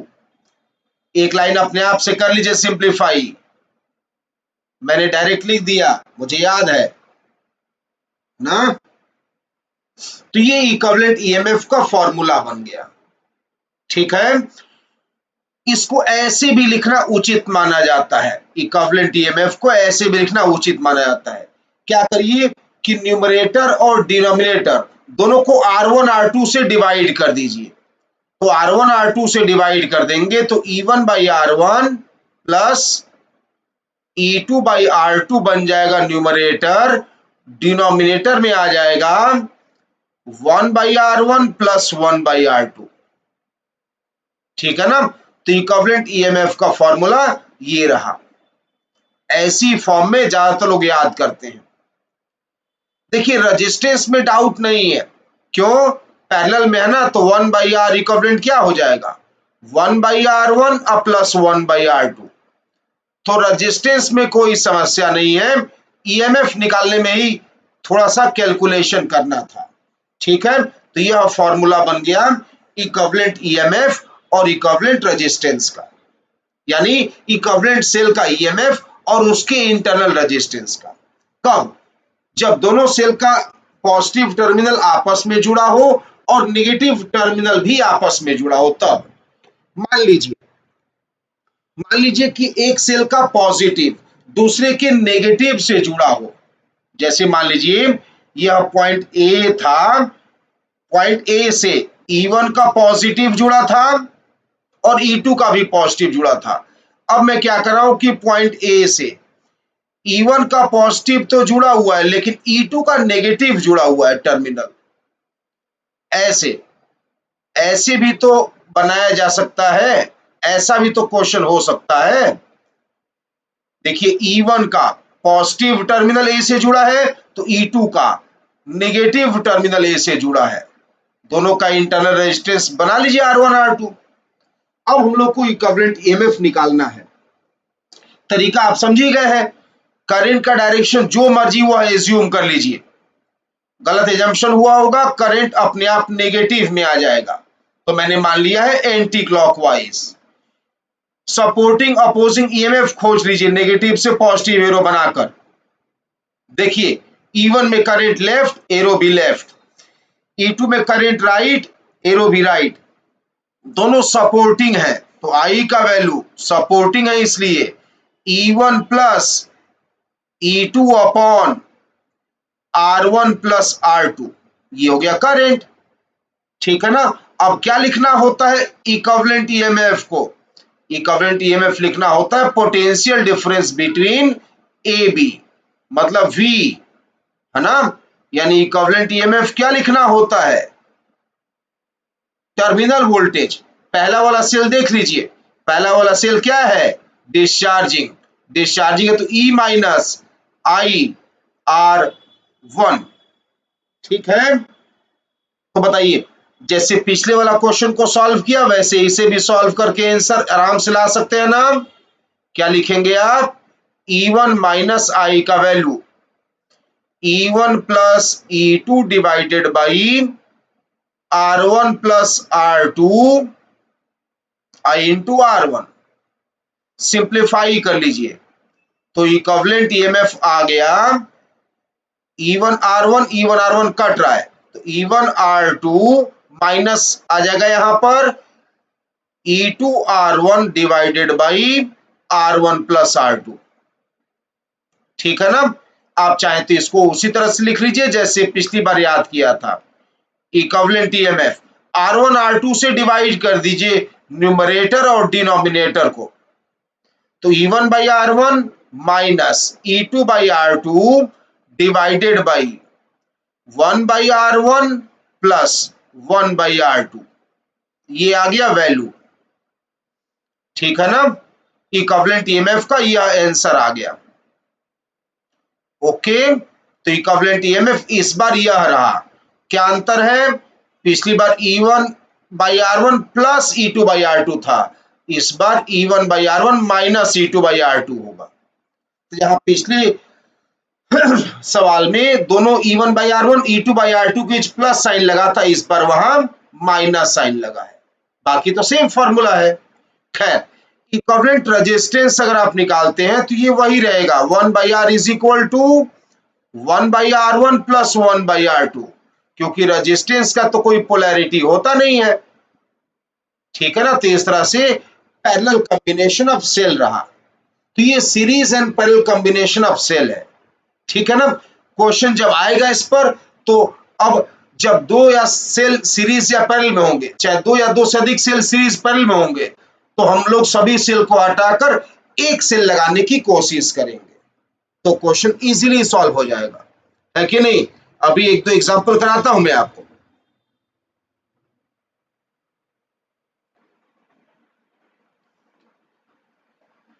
तो देखिए पहला एग्जांपल है, मान लीजिए एक कॉम्बिनेशन इस तरह से बनाया गया है कि दो सेल हैं और दोनों सेल क्या हैं? आइडेंटिकल हैं, कम से कम ईएमएफ उनका आइडेंटिकल है।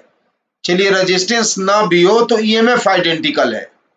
ठीक है, यह पॉइंट बी और यह पॉइंट ए, ये प्रॉपर पैरेलल कॉम्बिनेशन है। पहले का ईएमएफ ई, रेजिस्टेंस R1, दूसरे का ईएमएफ ई, रेजिस्टेंस R2। तो बोला गया है find equivalent EMF. Equivalent EMF क्या होगा?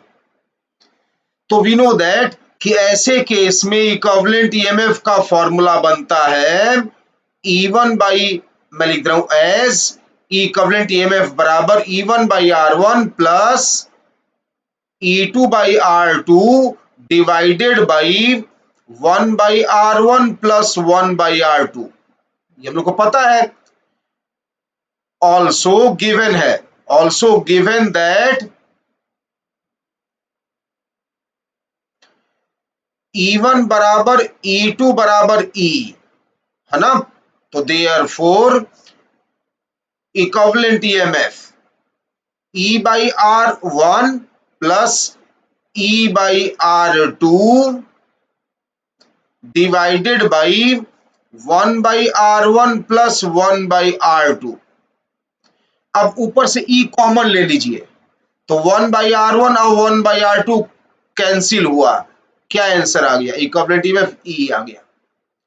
तो ये भी एक याद करने जैसी प्रॉपर्टी है कि अगर सेल्स पैरेलल में ऐसे लगे हो कि सबका पॉजिटिव एक साइड कनेक्टेड है और नेगेटिव एक साइड कनेक्टेड है, इंटरनल रेजिस्टेंस कुछ भी हो, अगर उनका ईएमएफ सेम है तो इक्विवेलेंट ईएमएफ वही हो जाएगा जो किसी एक सेल का ईएमएफ है ना?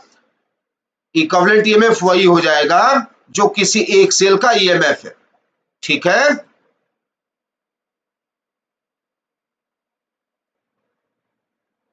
अगला क्वेश्चन देखिए। मान लीजिए कि टोटल कैपिटल एन सेल्स हैं। कैपिटल एन का वैल्यू लिख रहा हूं, कोई नंबर N1 इंटू दूसरा नंबर N2, ये टोटल इतने नंबर ऑफ सेल्स हैं। ठीक है ना? लेकिन सारे सेल आइडेंटिकल हैं, सबका ईएमएफ ई रेजिस्टेंस आर, ईएमएफ ई रेजिस्टेंस आर, सबके लिए ये ऐसा ही है। देखिए कैसे जुड़ा हुआ है, सर्किट डायग्राम ध्यान से देखिए। सभी सेल आइडेंटिकल है, सबका ईएमएफ और इंटरनल रेजिस्टेंस सेम, सबका ईएमएफ ई इंटरनल रेजिस्टेंस आर, ये सेम है सबके लिए। ठीक है, सीरीज में N1 सेल्स इधर है, N1 सेल्स, ठीक है ना? लेफ्ट टू राइट जाएंगे आप, लेफ्ट टू राइट काउंट करेंगे, N1 सेल्स मिलेंगे। और अगर आप टॉप से बॉटम आएंगे तो N2 ऐसे रोज मिलेंगे आपको, इधर N2 रोज हैं, तो होगा ना इधर हॉरिजेंटल में N1, एक लाइन में कितने सेल N1, और ऐसे कितने लाइन्स हैं, 1 2 N2 लाइन्स हैं, तो टोटल हो गए ना। अब ये पूरा combination load resistance capital R से जुड़ा हुआ है। ठीक है ना? ये पूरा लोड रेजिस्टेंस कैपिटल आर से जुड़ा हुआ है, ये लोड रेजिस्टेंस कैपिटल आर है। तो हम लोगों से पूछा गया है कि लोड रेजिस्टेंस कैपिटल आर में करंट का वैल्यू बताइए। लोड रेजिस्टेंस कैपिटल आर में करंट का वैल्यू तो साफ ही दिख रहा है, सीरीज पैरेलल कॉम्बिनेशन का सवाल है यह। तो मैं इस क्वेश्चन को अब रिड्यूस करूंगा, जब सॉल्यूशन लिखूंगा तो जितने सेल्स सीरीज में हैं उन सबको एक अकेले सेल से रिप्लेस करूंगा मैं। तो सीरीज कॉम्बिनेशन में क्या हो जाता है, सभी सेल के ईएमएफ को जोड़ देते हैं। तो जोड़िए, E plus E plus E कितनी बार, N1 बार, तो N1E। इसी तरह से इंटरनल रेजिस्टेंस N1R। ठीक, सेकेंड लाइन में, दूसरे लाइन में आइए, दूसरे लाइन में भी सेम कहानी है, कितने सेल सीरीज में है, N1। ठीक है ना, N1 सेल सीरीज में है, तो N1E ये हो गया equivalent EMF, N1E not E1, N1E, और N1R इक्विवेलेंट रेजिस्टेंस। ऐसे करते करते कितने लाइन आप बनाएंगे, ऐसे करते करते N2 लाइंस बना रहे हैं। तो अभी मैंने क्या किया, सीरीज कॉम्बिनेशन का फॉर्मूला अप्लाई किया फिलहाल तो अभी। ठीक है ना, अब अप्लाई करूंगा पैरेलल के लिए। तो सीरीज के लिए समझ में आ गया, अब अप्लाई करूंगा मैं पैरेलल के लिए। कितने हैं लाइंस, ऐसे N2 लाइंस है। बट याद रखिएगा, याद आपको ये रखना है इस क्वेश्चन में कि पहली लाइन में जो सेल है ये तो लोड रेजिस्टेंस आर था ही ना, इसको तो ऐसे ही छोड़ दीजिए।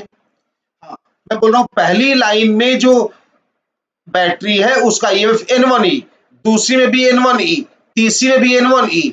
तो ये सारे बैटरी अब जो पैरेलल में दिख रहे हैं, कितने बैटरी है, N2। ये N2 बैटरी जो पैरेलल में दिख रहे हैं सबका ईएमएफ सेम है। अभी इसके जस्ट पहले क्वेश्चन मैंने कराया है कि अगर सभी बैटरी का ईएमएफ सेम रहे तो पैरेलल कॉम्बिनेशन का इक्विवेलेंट क्या आता है, बोलिए पैरेलल कॉम्बिनेशन का इक्विवेलेंट क्या आता है, उतना ही, है ना? तो यहां जब लिखूंगा मैं E इक्विवेलेंट तो सेम लिख देना होगा मुझे N1E। ठीक, अगर सभी सेल आइडेंटिकल हैं और पैरेलल में है तो इक्विवेलेंट ईएमएफ क्या होता है, उतना ही जितना किसी एक का है। लेकिन इंटरनल रेजिस्टेंस वो तो फॉर्मूला लगेगा पैरेलल का।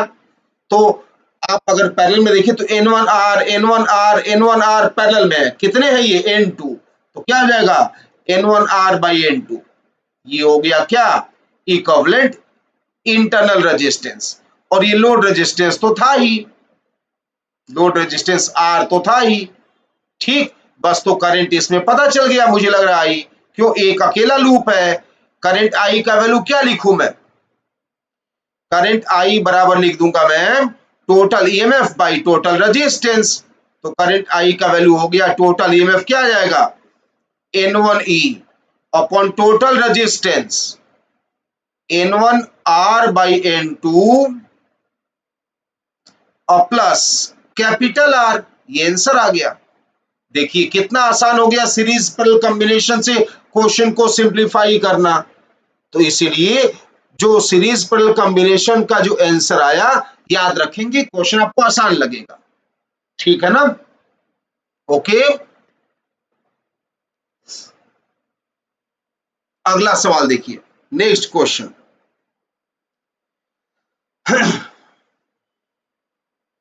मान लीजिए नेक्स्ट एग्जांपल, यह एक बैटरी है, दूसरा बैटरी है, दो सेल लिया मैंने, ठीक है ना।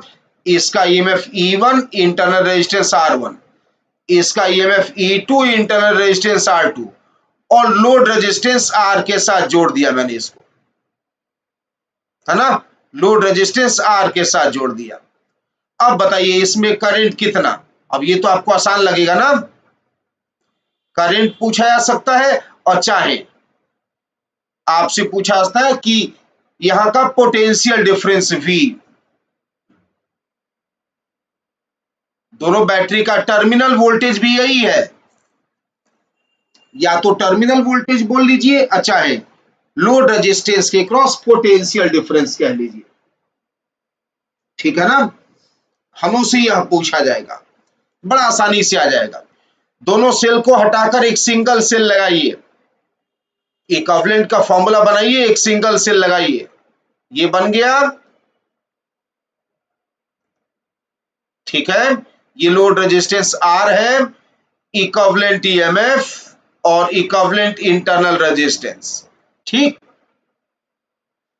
कितना आसानी से क्वेश्चन आ जाएगा। देखिए ये करंट I निकालना था, I का वैल्यू एक ही लाइन में लिख सकता हूं मैं, इक्विवेलेंट ईएमएफ सर्किट का divided by total equivalent, total equivalent resistance. ठीक है, हो गया ना, R इक्विवेलेंट प्लस R, बस सबका वैल्यू सब्स्टिट्यूट कर दीजिए। इक्विवेलेंट ईएमएफ क्या लिखूंगा मैं, E1 by R1 plus E2 by R2। ठीक, ये हो गया अपॉन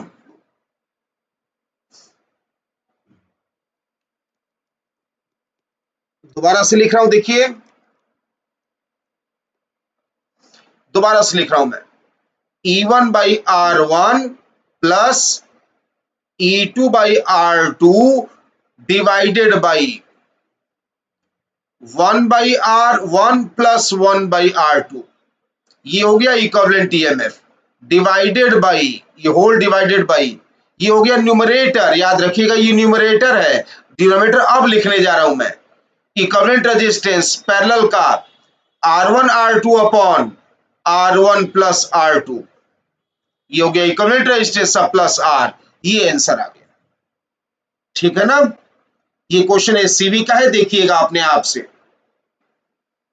ओके, कितना इजीली सॉल्व हो गया, ओरली सॉल्व हो गया ना, ठीक है। तो कितना आसानी से हम लोग सीरीज पर लगाकर क्वेश्चन सॉल्व कर ले रहे हैं, ठीक है। एक और तरीका बताने जा रहा हूं आपको, एक लास्ट क्वेश्चन और कराऊंगा और एक और तरीका आपको बताने जा रहा हूं। जैसे मान लीजिए इस बार 3 सेल ले रहा हूं मैं, बार बार आप सोच रहे होंगे 2 ही सेल क्यों ले रहा हूं, तो मैं कह रहा हूं n सेल्स हो तब भी यही फॉर्मूला लगेगा, फॉर्मूला थोड़ा बदल जाएगा। जैसे मान लीजिए यहां पर एक सेल ये है, दूसरा एक और मेथड आपको बताने जा रहा हूं मैं। कुछ लोगों को यह मेथड भी हो सकता है इजी लगे, और 3 सेल ले रहा हूं मैं, 3 सेल का पैरेलल कॉम्बिनेशन। ये 3 सेल हैं, 3 सेल पैरेलल में जुड़े हुए हैं। ओके,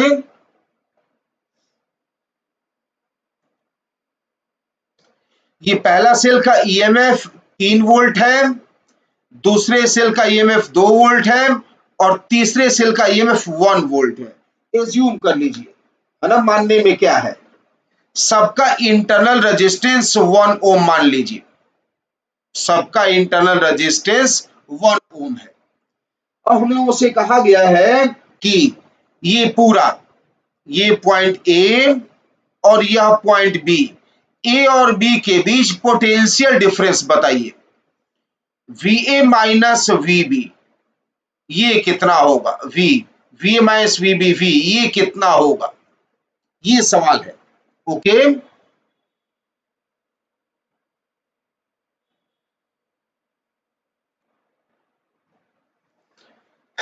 तो देखिए क्या करना है इसमें, सेकेंड मेथड बताने जा रहा हूं। मान लीजिए कि इस वाले तार में करंट I1 है, तो I1 इधर आया, ठीक है ना, यानी पहले वाले बैटरी में करंट नेगेटिव से इंटर कर रहा है, पॉजिटिव से बाहर निकल रहा है, कितना, I1। ठीक, दूसरे वाले बैटरी से करंट मान लीजिए I2 निकल रहा है, इस तरह से पॉजिटिव से बाहर निकल रहा है, नेगेटिव में इंटर कर रहा है, और यहां पर करंट मान लीजिए I1 आ गया नीचे। अब इस पॉजिटिव में इंटर कर रहा है करंट I1, और नेगेटिव से बाहर निकल रहा है। याद रखिएगा, बार बार आपसे कह रहा हूं मैं, करंट का डायरेक्शन कैसे मान रहा हूं, यह सोचने की जरूरत नहीं है, जो मर्जी मान लीजिए, गलत माना होगा आंसर नेगेटिव आएगा। अच्छा, थोड़ा सा मैं गलत बना दिया, ये जो तीसरी बैटरी थी, सबसे नीचे वाली बैटरी, इसमें भी करंट I1 मान लिया, इसको चेंज कर लीजिए, इसको I3 कर लीजिए। अरे सब I1 थोड़ा ना होगा, अलग अलग मानना होगा ना, इसको I3 मान लीजिए, ठीक है ना, I3, ये लास्ट वाले बैटरी में करंट I3 मान लीजिए, ठीक है। पहली बैटरी, सबसे ऊपर वाली बैटरी में करंट I1, बीच वाले बैटरी में करंट I2, और तीसरे बैटरी में करंट I3, ये एज्यूम कर लिया, ठीक है ना। ये प्रोसीजर बता रहा हूं, एक और तरीका आपको बता रहा हूं कि और कैसे सॉल्व किया जा सकता है। करंट का डायरेक्शन जो मर्जी वो मानिए, गलत एजम्पशन हुआ होगा, नेगेटिव वैल्यू आ जाएगा, ठीक। बताइए, पहले बैटरी को देख के बताइए, सबसे टॉप वाली बैटरी को देख के बताइए, टर्मिनल वोल्टेज क्या लिखूं, क्या लिखा जाए टर्मिनल वोल्टेज।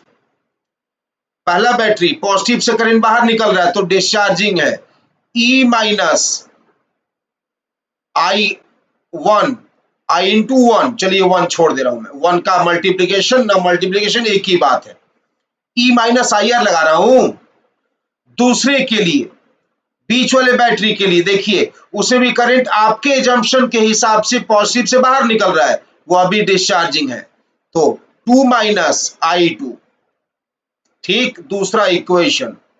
तीसरा बैटरी लेकिन चार्जिंग है, जब चार्जिंग बैटरी है तो क्या लिखेंगे आप, 1 प्लस E प्लस IR होगा ना इसके लिए, तो 1 प्लस I3, ये तीसरा इक्वेशन बना। क्या हम लोग कॉन्सेप्ट लगा रहे हैं, चार्जिंग और डिस्चार्जिंग ऑफ सेल। लेकिन याद रखिएगा अननोन 4 है, I1, I2, I3 और V। तो आप क्या करिए, इस जंक्शन ए पर ध्यान दीजिए, जंक्शन ए पर ध्यान दीजिए, ऊपर से कितना करंट है I1, सेकेंड बैटरी से कितना करंट आ रहा है I2, और I1 और I2 दोनों मिलके I3 बन गए। I1 आया ऊपर से, राइट से I2 आया, I1 प्लस I2 दोनों मिलके I3 बन गए। तो क्या लिख सकता हूं मैं यहां से, I1 प्लस I2 बराबर I3, ये बन गया फोर्थ इक्वेशन। बस सॉल्व कर लीजिए, चारों अननोन आ गए, है कि नहीं। पहले इक्वेशन से, इक्वेशन 1 से I1 क्या लिखेंगे आप, what is I1, 3 minus V, ठीक। दूसरे इक्वेशन से I2 क्या लिख सकते हैं आप, 2 माइनस वी, अरे सही कर रहा हूं ना। तीसरे इक्वेशन से I3 क्या लिख सकते हैं आप, v माइनस 1। ओके, तो कितना आ गया, 3 प्लस 2 5, 5 और 1 इधर आके 6 बन गया। 6 इज इक्वल टू वी उधर जाके 3v, v का वैल्यू शायद 2 आ गया ना, देखो तो सही किया है मैंने, 2 वोल्ट। कैलकुलेशन चेक करिए, सही किया मैंने। आंसर क्या आना चाहिए, अगर कैलकुलेशन सही है तो आंसर क्या आना चाहिए, 2 वोल्ट, है कि नहीं, सही किया मैंने।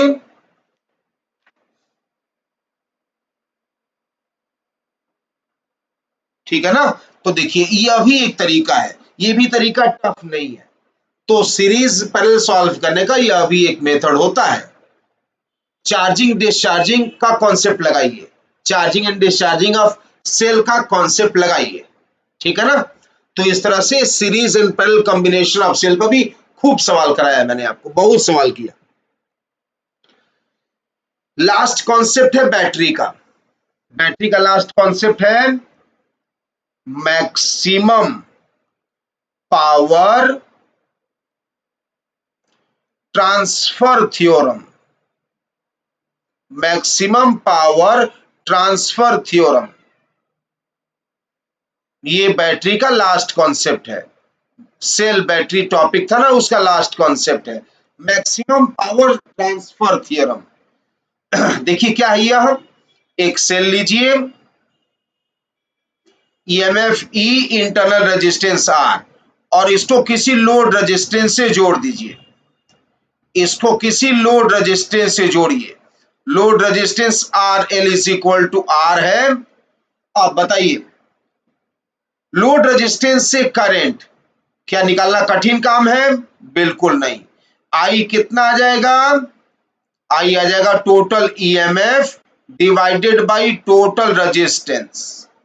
कोई डाउट है इसमें, नहीं, इसमें तो कोई डाउट नहीं होना चाहिए, है कि नहीं, ये तो आसान है ना। अब पावर डेवलप्ड थ्रू लोड निकालिए, रेजिस्टेंस से पावर डेवलप का फॉर्मूला क्या होता है, ये तो पता है ना, I square R, I square R. और बैटरी कितना पावर देती है, ई ऑफ सेल बराबर क्या बताया था मैंने, ईएमएफ इंटू करंट। खैर उसकी आवश्यकता यहां पर नहीं है, लोड से पावर यानी रजिस्टर से पावर, आई स्क्वायर आर। आई का वैल्यू रखिए, तो पावर ऑफ लोड बराबर क्या आ गया, ई स्क्वायर, आई स्क्वायर लिख रहा हूं, तो E square upon R plus R का होल स्क्वायर, ये हो गया आई स्क्वायर और इंटू आर। ठीक, अब मान लीजिए कि आप लोड रेजिस्टेंस को बदल सकते हैं, मान लीजिए कैपिटल आर वेरिएबल है, आप उसको चेंज करके अलग अलग वैल्यूज का लोड रेजिस्टेंस लगा सकते हैं। तो हम लोग चाहेंगे यह निकालना कि पीएल मैक्सिमम कब होगा, तो for PL is equal to maximum, maximum power transfer theorem नाम है ना, तो पावर लोड से मैक्सिमम कब होगा, जब उसका डेरिवेटिव जीरो होगा, मैक्सिमम मिनिमा जब उसका डेरिवेटिव जीरो होगा। वेरिएबल किसको मान रहे हैं, कैपिटल आर को ना, कैपिटल आर को वेरिएबल मान रहे हैं, ठीक है। जल्दी सॉल्व करिए तो जरा, जल्दी सॉल्व करिए, डिफरेंशिएशन ही तो करना है, जल्दी डिफरेंशिएट कर डालिए। ई स्क्वायर तो कांस्टेंट है, छोड़ दो, क्या लिखूं, denominator into differentiation of numerator minus numerator into differentiation of denominator, R plus R के होल स्क्वायर का डिफरेंशिएशन डिवाइडेड बाई डिनोमिनेटर का स्क्वायर, तो पावर 4 हो जाएगा। डिफरेंशिएशन ठीक किया है ना मैंने क्लियरली, न्यूमरेटर ही जीरो होगा, तो आर प्लस आर जीरो नहीं हो सकता है, उसको कॉमन लेके हटा दीजिए, तो आर प्लस आर यहां बचा और माइनस 2r यहां बचा जीरो, ठीक है ना। क्या आ गया, लोड रेजिस्टेंस, लोड रेजिस्टेंस आ गया R, small R, internal resistance के बराबर। ठीक यही मैक्सिमम पावर ट्रांसफर थ्योरम कहलाता है। मैक्सिमम पावर ट्रांसफर थ्योरम मतलब लोड से, ये जो लोड लिखा है, लोड से पावर मैक्सिमम होगा for PL is equal to maximum. PL maximum तब होगा जब लोड रेजिस्टेंस का वैल्यू इंटरनल रेजिस्टेंस के बराबर हो जाए, है ना। लोड से पावर मैक्सिमम तब होगा, लोड से पावर मैक्सिमम तब होगा जब उस लोड रेजिस्टेंस का वैल्यू इंटरनल रेजिस्टेंस के बराबर हो जाए। ठीक है ना, इसी को मैक्सिमम पावर ट्रांसफर थ्योरम कहते हैं। हाँ, अब चाहे आप तो वैल्यू रखकर लोड से मैक्सिमम पावर का कितना वैल्यू आ रहा है निकाल सकते हैं। क्या रखना है, ये जो पीएल का फॉर्मूला है यहां पर, इस पीएल के फॉर्मूला में स्मॉल आर को कैपिटल आर को स्मॉल आर लिख दीजिए, तो कितना आ जा रहा है, ई स्क्वायर बाई 4r। ठीक है ना, ये मैक्सिमम पावर ट्रांसफर थ्योरम कहलाता है। ठीक है ना, डायरेक्ट फॉर्मूला लगाना होता है इसमें भी। ओके, ठीक है ना, ये हम लोग ने बैटरी कंप्लीट किया। अब इस चैप्टर में केवल गैल्वेनोमीटर, एमीटर, वोल्टमीटर, पोटेंशियोमीटर बचा हुआ है। ठीक है ना।